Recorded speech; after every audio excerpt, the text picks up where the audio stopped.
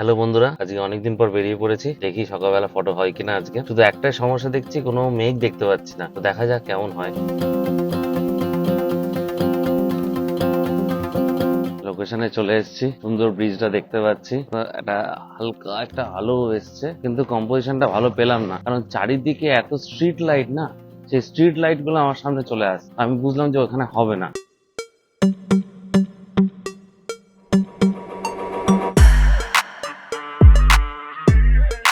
Suddenly একটা ভালো composition পেয়ে গেলাম। কম্পোজিশন আর একবার দেখাই তোমাকে ভালো করে। এই ফুলটাকে ফোরগ্রাউন্ড করে আমি দূরের যে ব্রিজটা সেটাকে নেওয়ার চেষ্টা করছি। এবার শাটার স্পিডটা যদি আমি এখন বাড়াই তাহলে ব্রিজটা দেখতে পাবে।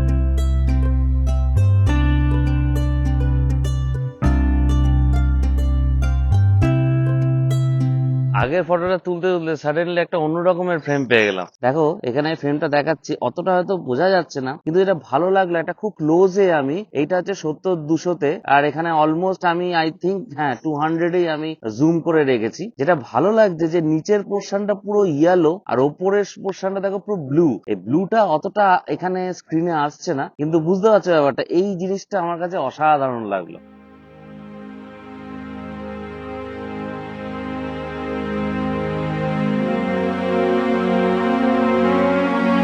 ফটো তোলা হয়ে গেল। আমার বেস্ট ফ্রেমটা লাগলো সেকেন্ড ফ্রেমটা।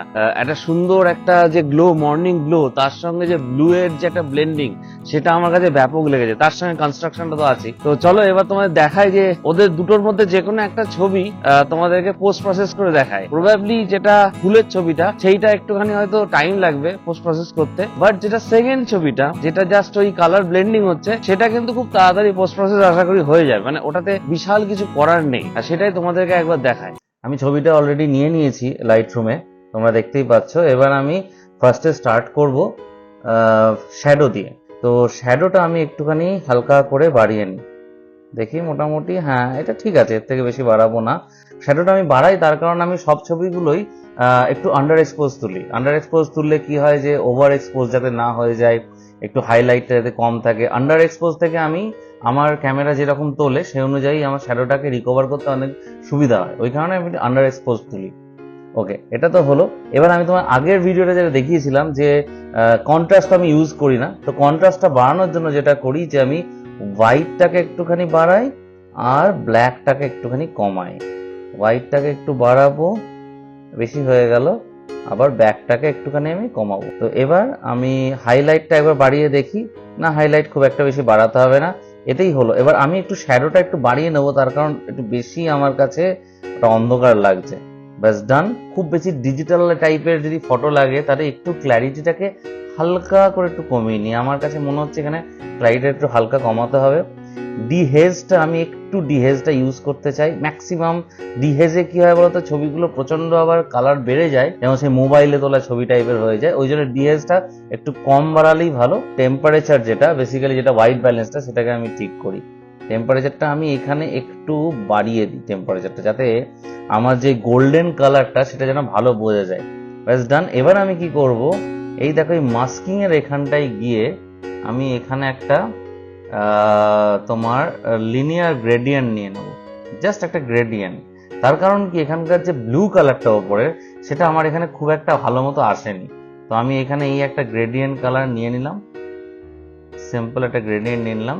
দিয়ে এবার কি করব, আমি এখানকার টেম্পারেচারটাকে একটুখানি হালকা করে কমিয়ে দেবো, হালকা। ব্যাস, ঠিক আছে, ঠিক আছে, এর থেকে বেশি কমানোর দরকার নেই। ডান।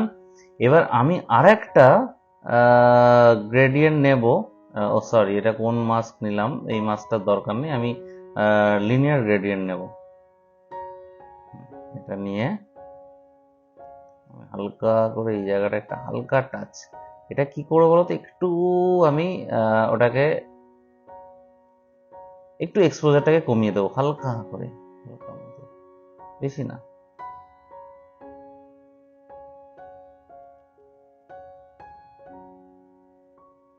এটা ডান। আর কিছু না। এবার লাস্ট যেটা আমি টুল ইউজ করবো সেটা হচ্ছে ক্রপ টুল। আমার কেন যেন মনে হচ্ছে যে নিচের যে ব্ল্যাক পোর্শনটা সেটা একটুখানি বেশি লাগছে, ওই কারণে আমি একটু ক্রপ করে দেবো। এটা তোমার 2:3 আছে, সেটাকে আমি 5:7 ইউজ করে একবার দেখি যে ছবিটা কিরকম দাঁড়ায়। তো আমি 5:7 করে দিলাম। আমি ওপরের পোর্শনটা আমি বাদ দিতে চাই না, আমি মেনলি নিচের পোর্শনটা বাদ দিতে চাই। হ্যাঁ, একদম পারফেক্ট। আমার তো মনে হয় ছবিটার মধ্যে আর কিছু করার দরকার নেই। তো এখান থেকে এটাই বোঝার যে যতটা আমি চেষ্টা করি যে ফটোটাকে ফিল্ডে গিয়ে ওখানেই ঠিকঠাক করা, যাতে আমার পোস্ট প্রসেসিং এ আমার বেশিটা টাইম নষ্ট না করতে হয়। এখানে দেখো আমি অনেক ফটোর ক্ষেত্রে অন্যান্য আমি যে টুলগুলো আছে লাইট রুমে সেগুলো ইউজ করি, বাট এই ফটোটার জন্য আমার জাস্ট ওই বেসিক যে টুলসগুলো দিয়ে 4-5টা আমি চেঞ্জ করি, আমার মোটামুটি ফটো যেটা আমার এডিট করার সেটা পুরো দাঁড়িয়ে গেল।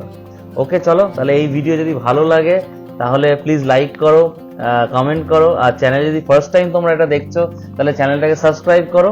তাহলে নেক্সট টাইম আবার নতুন কোনো ভিডিও নিয়ে দেখা হচ্ছে। ওকে, বাই।